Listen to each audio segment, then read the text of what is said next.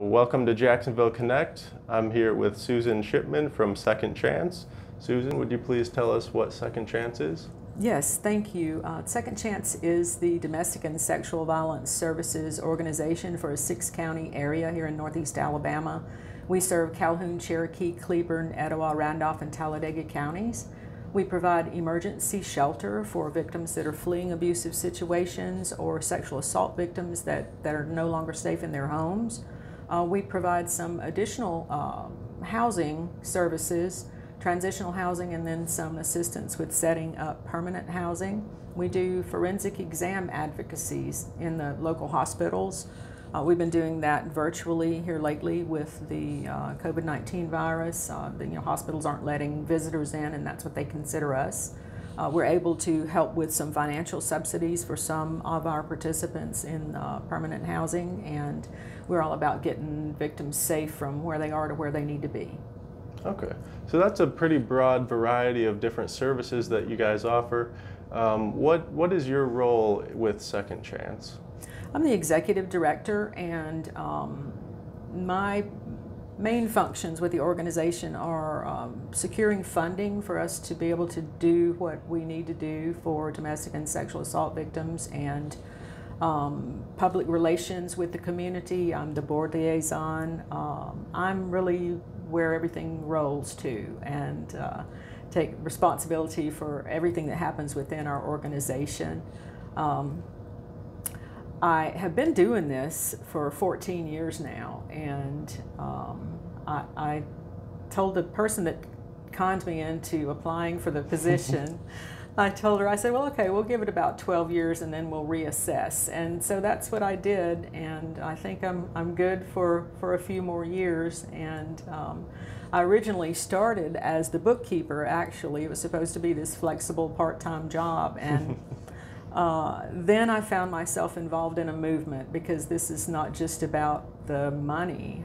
Nobody in a nonprofit really gets paid a huge amount of money, and we all need money to live, but most of the people that work with us are survivors of domestic or sexual violence, or both. And so, we've got a heart for the work that we're doing. So if we don't make quite as much money as everybody else does, it's okay, because there's a great reward. So you started out as a bookkeeper, found a passion for the people and for the mission of this organization, and moved up from there. As executive director, how do you feel like this organization and the service that you provide has personally impacted you? Well, first it had me look back at past relationships and say, my picker has not been really great along the way. I have been in some less than good relationships, and I probably would never really thought about that if I hadn't been doing this. And that causes some reflection, but it also assists me in being empathetic with the people that come into our programs, and understanding that, this is, I don't want anybody to know about this, and I'm ashamed and I'm embarrassed, and it's like, well, it's not your fault. You didn't cause this, and right.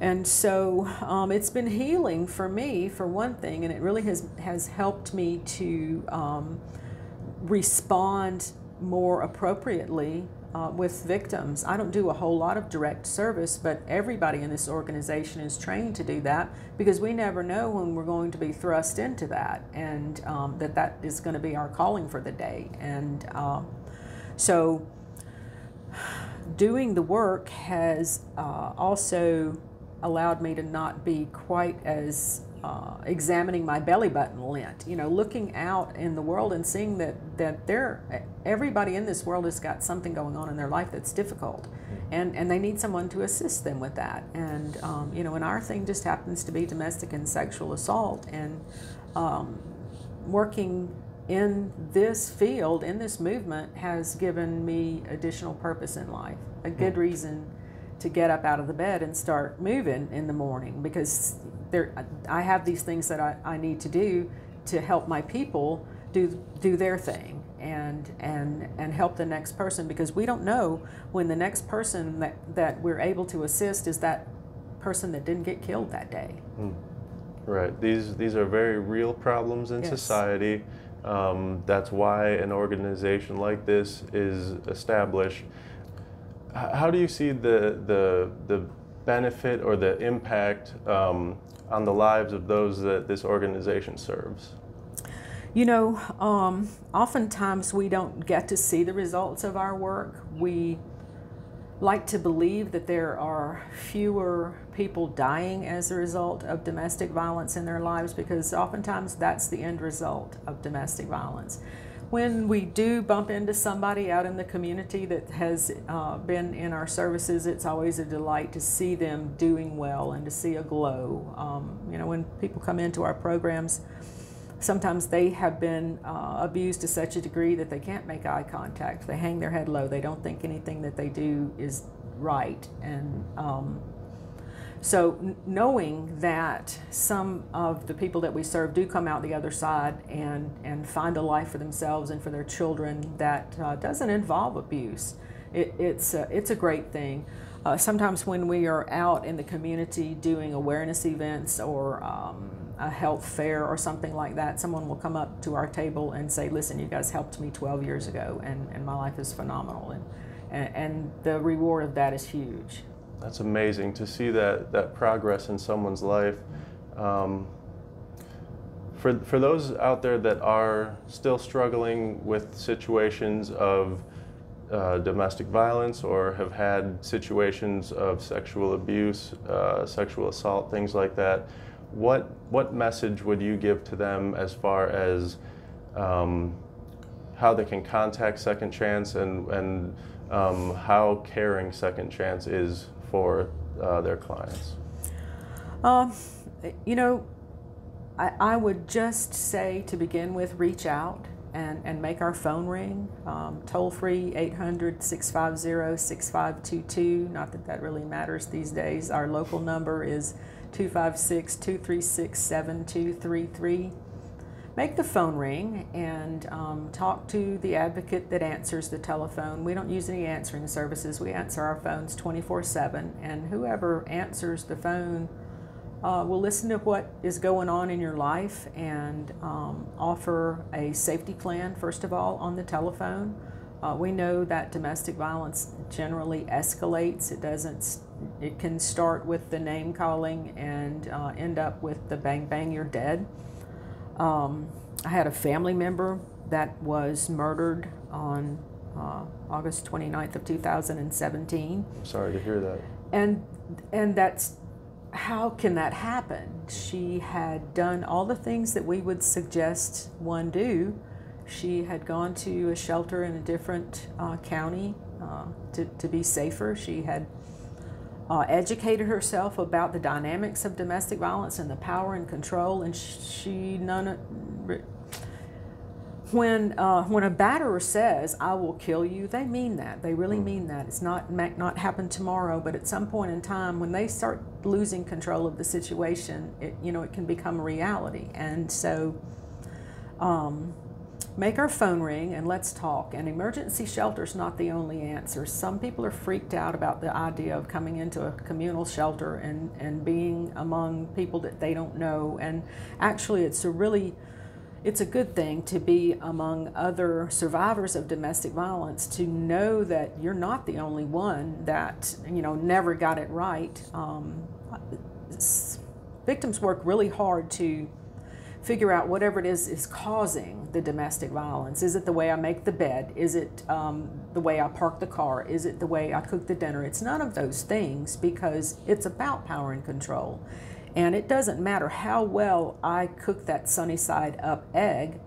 I've cooked the wrong one out of the box. There's no way to get it right. And so we work so hard at trying to figure out how to fix us when we're not really the ones that are broken. And so make the call, let's talk, and let's see if there's something that we can do, to help. To help you if you're staying in the situation, because we know that happens a lot. Victims are 5 to 7 times they're going to try and flee a domestic violence situation before they stay gone, and we know that. And so we know that statistically people that come into our programs are going to end up back with the batterer. We know that. But we want them to be safer. If they're staying, let's talk about some ways to stay safe. And so just making the call and having a chat with some of our people. We've got a counselor that you don't have to be in any of our other programs to meet with our counselor. You know, you could come in and meet with one of our other advocates and see if we can help you with a different form of housing, so that's step one, to be able to have another place to be besides there with the batterer. Sexual assault victims, you know, that's not your fault either. You know, you don't walk out the door in the morning planning to get raped later in the afternoon, and it doesn't matter what I'm wearing, it doesn't matter, you know, what I've done. Rape is another form of power and control, and it's not about sex, it's about taking what I want when I want it, and it's an ownership situation. And you know, if you've been sexually assaulted and it's been some time, that's, you know, make the phone ring. Let's talk about it and let's see if we can work through some of those things with you. Our counselor is phenomenal, and so anybody that needs help with working through domestic and sexual violence issues should make our phone ring and get an appointment and see if we can't talk it through. If we could snap our fingers and have these problems go away, that'd be great, but I know we can't. But what are some things that people in the community or in society can start doing to lessen the growth of these problems? You know, I think that society has started doing that. You know, with sexual violence and rape, the Me Too movement has been huge because victims are realizing, recognizing, and sharing their experience with other victims, not just with society, but we're standing up and we're saying, hey, that happened to me too. And then it gives society as a whole, people that aren't working in this field, the understanding that this happens a lot. It happens a lot more than they know and than they want to think about. You know, so if we as individuals stand up and call this out and name it for what it is, then we are shedding light on it. And batterers don't work well in the light, and rapists don't work well in the light. If I call you out on that, if I let you know that joke you just told is tacky and not funny and patriarchal, and I'm not going to let you get away with that. It's the little changes along the way like that make the big changes, that cause us to recognize 1 in 3 women are going to experience intimate partner violence in their lifetime. 1 in 3. So it's huge, and we have to recognize that this is going on, and it's going on behind closed doors. And when we see someone that, if my coworker comes in with a black eye, I am going to ask how that happened, and do you need some help? Because naming it brings it out, and that's the only way we can address it, and that's the only way we can change anything, is by calling it by its name and recognizing it and saying, yeah, no more. Okay, calling it out, bringing awareness to it so that it can be, so we can start to solve these problems. Yes. That may be easier said than done for some that are going through it. What are some other maybe small things that someone who's in a tough situation can start doing for themselves, maybe self-care or building up their esteem if they're in a situation like that? Yeah, self-care is vital. It is for all of us. It's particularly for victims, because we think it's our fault. We blame everything on us. We don't make the batterer take any responsibility for that. And so knowing that it's not your fault, it is not your fault. You didn't do anything to cause that. You didn't do anything to cause the backhand across the face. You didn't do anything that caused that sexual assault. It is not your fault, and that's hard. That's hard to believe. And so, reaching out to someone, to anyone, to let them know what's going on with you, then perhaps your anyone can help you or guide you to the right solution. The right solution. So that the feelings of loneliness or being alone are lessened the more you can reach out to those who you know will care for you, yes, and care about you. Yes, isolation is the best tool that a perpetrator of domestic violence has got in their arsenal, because if I don't see you out and about, then I don't know what's going on with you. If you're missing that person that used to do whatever with you, make their phone ring. Maybe there's something going on with them, particularly in this time with, you know, when we went into lockdown for COVID-19, domestic violence victims were stuck at home with batterers. You know, the physical violence increased. So because of the isolation. So reach out to someone that you haven't seen for a bit, that you haven't heard from for a bit, and see if they're okay. And you know, oftentimes we don't want to do that because we're like, well, I don't, you know, I don't want to ruin the friendship. Well, if your friend gets dead, your friendship's over anyway. And so suck it up a little bit and reach out to the people that you're missing in your life, and see if there's something you can do for them. Okay, very well said. That's a lot of really good information for anyone who's struggling with these things. I know that there's also people who are not necessarily struggling personally with a situation like this, but they still have a passion for those who are. How can those people get involved either through participating as a volunteer or donations? Tell me some ways that people can get involved. Sure.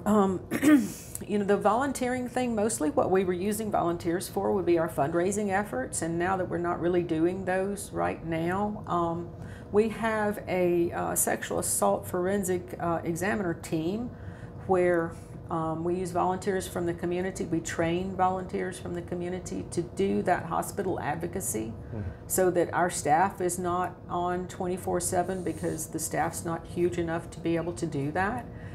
That's a big thing, and as I said, there's training involved with that, and so that's like a really all-in kind of volunteer opportunity. If you want to do something that's not that extreme, we do little projects around our offices and sometimes around our shelters. We let very few people into our shelters because we don't need for everybody on the planet to know where they are. You know, the confidential location is huge for safety. Right. But there's always a bedroom that needs a fluffing up over there, and so, you know, that's a fun project to come in and paint and new blinds and new stuff for the beds. That's a wonderful thing. As far as donations are concerned, we had a thrift store, but it has been closed because of the COVID-19 thing, and so we're accepting in-kind donations, stuff donations at our outreach offices on Wilmer Avenue at 613 Wilmer Avenue. We're not taking used clothing and all that kind of thing, but we are accepting toiletries and pillows and linens and that kind of thing, things that we can actually use today in our shelter programs and in our outreach programs. Paper products. If anybody has a line on any spick and span, we'd really like to have some more of that, and wipes and Lysol spray and those kind of things. Stuff that you use at your house, we use 10 times that much of it at our house, and so those kind of things are very helpful. And then if you want to give money, no money is too small and no money is too large. If you still write checks, you can send those to P.O. Box 2714.